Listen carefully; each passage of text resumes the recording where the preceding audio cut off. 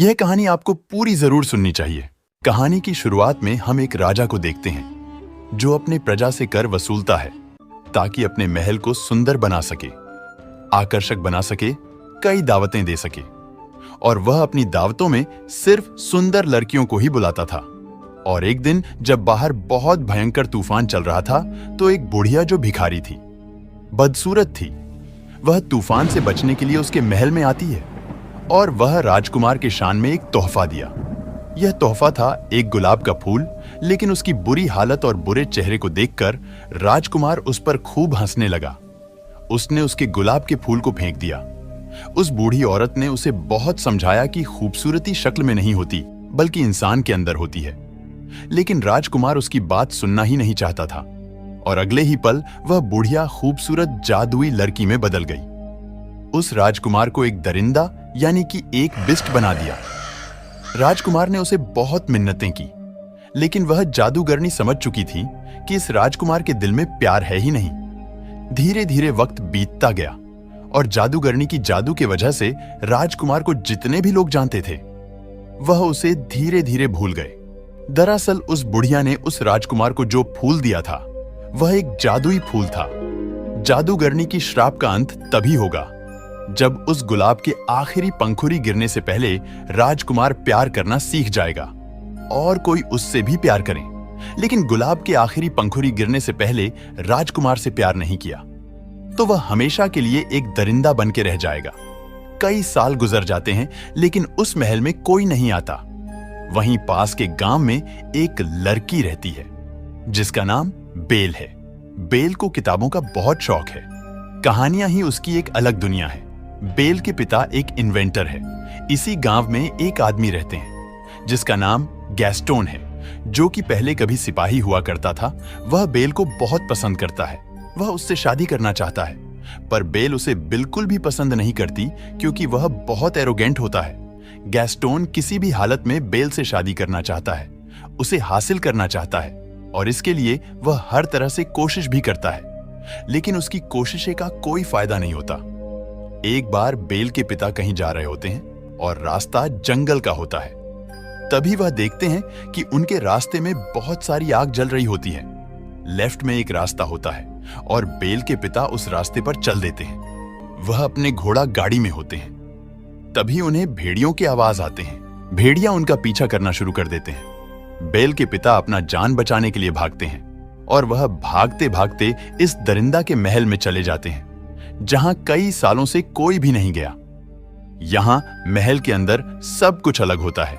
Bell के पिता को कोई भी नहीं दिखता, लेकिन जब वह खाने की टेबल देखते हैं तो वहां पर बहुत ही अच्छा खाना रखा होता है और वह खाना खाना शुरू कर देते हैं। और तभी वहां पर जो कप होता है वह उनसे बात करना शुरू कर देता है और इस बात से बेल के पिता कहते हैं कि मैं तुमसे नहीं डरा, और यह कहने के बाद ही वह वहां से भागना शुरू कर देते हैं।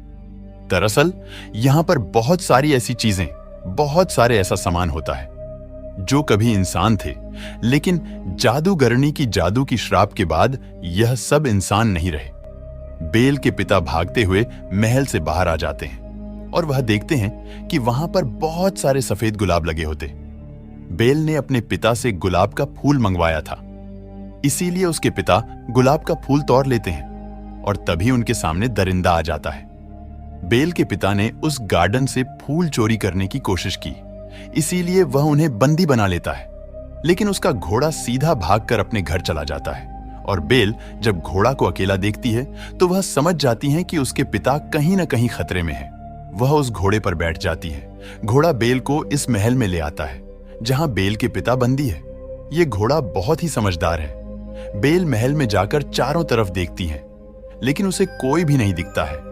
वहां पर बहुत आवाज भी लगाती है, मगर बेल को वहां कोई भी नहीं दिखता है। लेकिन चारों तरफ से आवाज तो आ रही होती है, लेकिन उसे कुछ दिख नहीं रहा होता।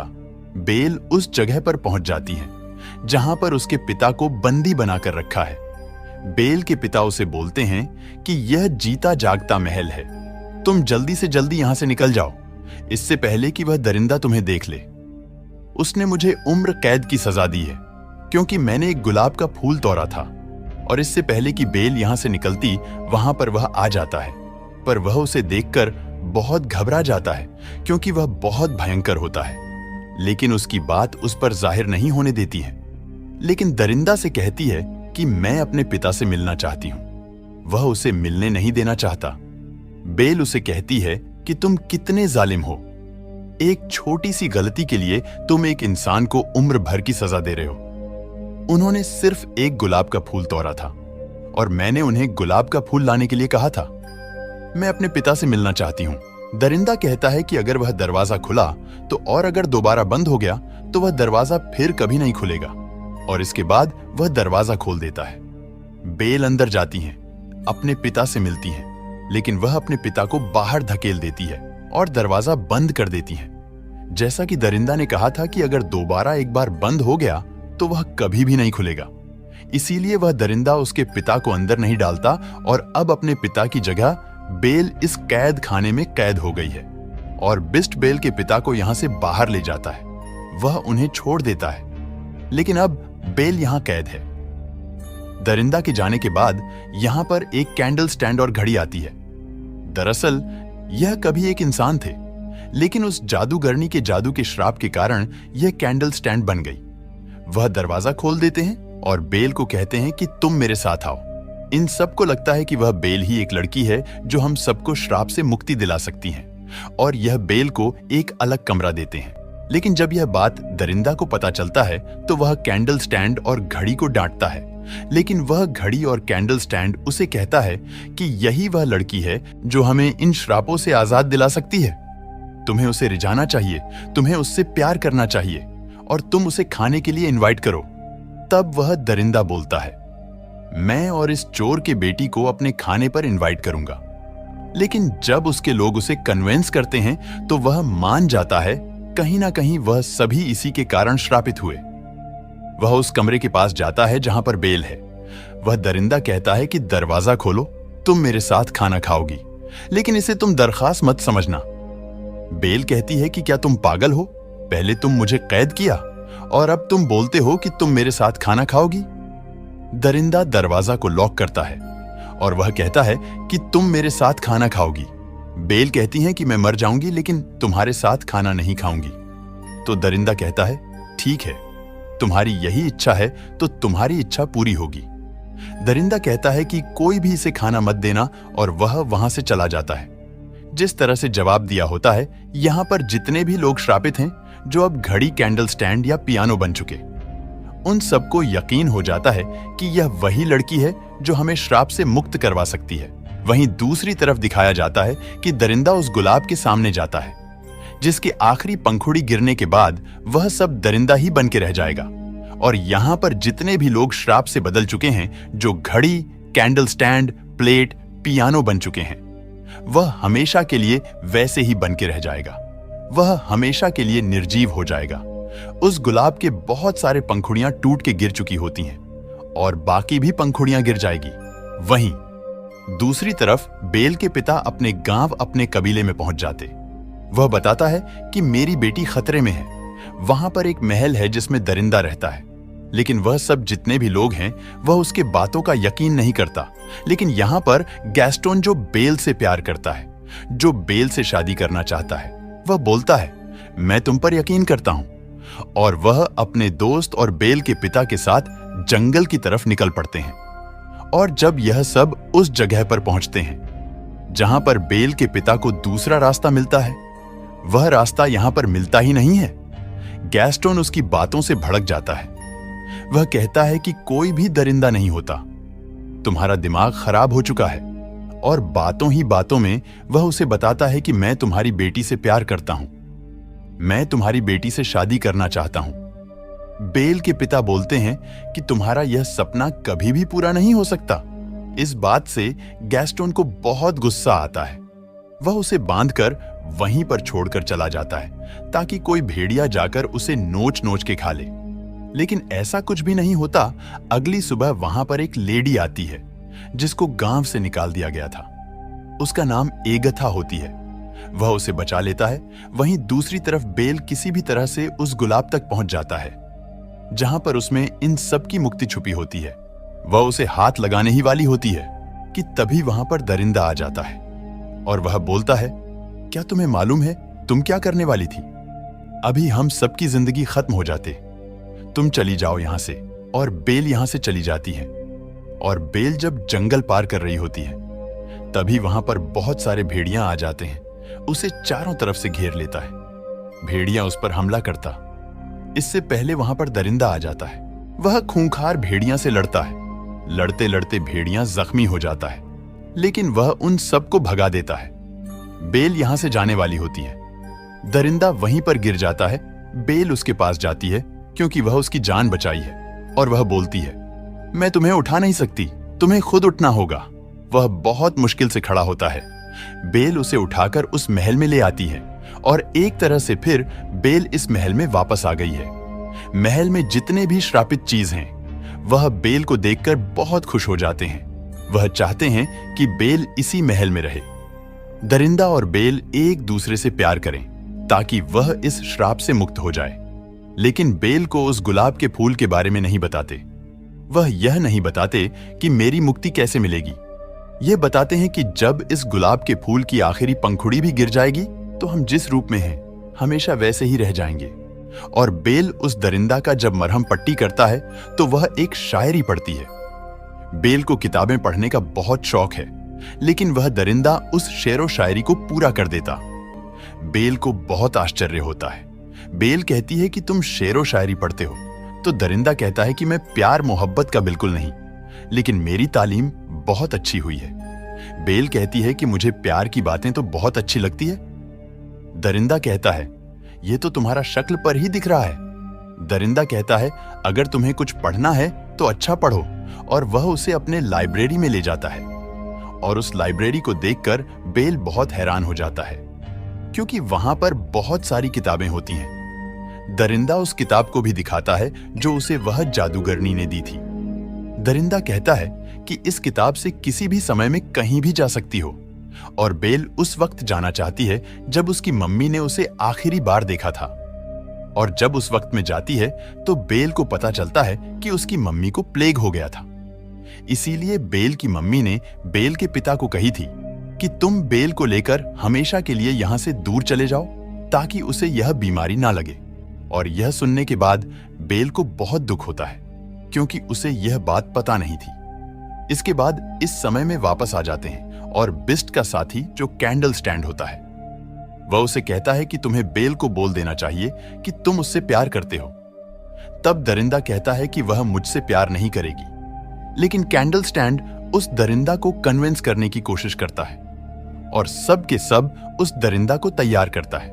दूसरी तरफ बेल को भी तैयार किया जाता है और अब इन दोनों को डांस करना है। बेल को डांस करना बहुत पसंद है। दूसरी तरफ बेल के पिता गांव पहुंच जाता है। वह उसे बताता है कि गैस्टोन ने उसे जंगल में छोड़ दिया था ताकि उसे भेड़ियां खा ले, और उसके साथ एगथा भी होती है जिसने उसकी जान बचाई थी। गैस्टोन मुकर जाता है। वह कहता है कि यह झूठ बोलता है, इसके ऊपर शैतान की छाया है, और साथ ही साथ वह सबको यह कहता है कि एगथा की बात को मायने नहीं रखती क्योंकि उसे गांव से पहले ही निकाल दिया गया था। गैस्टोन के दोस्त कहता है कि गैस्टोन जो भी कह रहा है वह सच कह रहा है, और सब गांव वाले गैस्टोन की बात पर विश्वास कर लेते।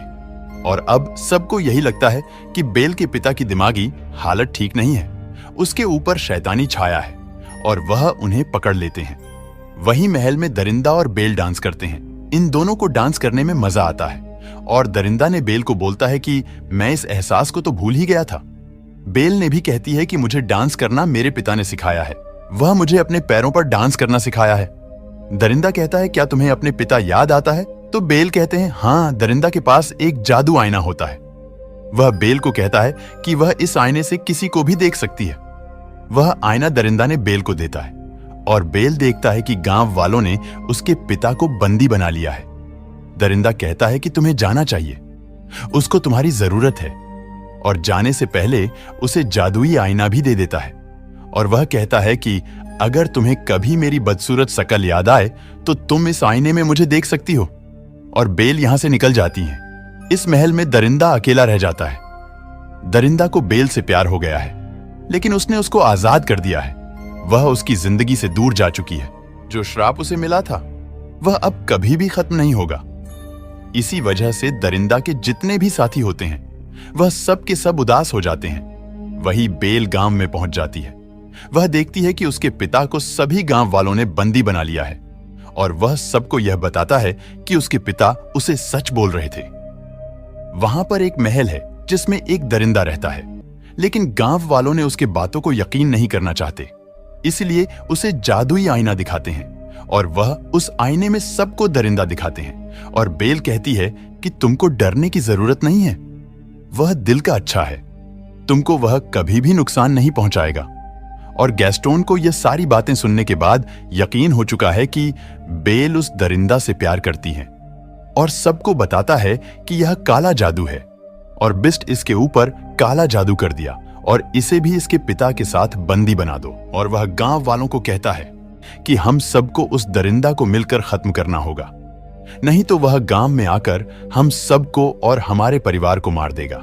गांव वालों भी उसके बातों में आ जाता है। पूरा का पूरा गांव महल में चला जाता है। महल में जाने के बाद उस दरिंदा के जितने भी साथी होते हैं वह उस पर हमला कर देते हैं, सबको मार देते हैं। गांव वालों को कुछ भी समझ में नहीं आता। वह इंसान नहीं है, वह प्लेट घड़ी पियानो है। वही गैस्टोन उस बिस्ट तक पहुंच जाता है। वह दरिंदा बहुत उदास होता है क्योंकि बेल के जाने के बाद उसका मन नहीं लग रहा था। दरिंदा से कहता है कि क्या तुम्हें यह लगता है कि बेल तुमसे प्यार करती है? बेल ने ही हम सबको तुम्हें मारने के लिए भेजा है।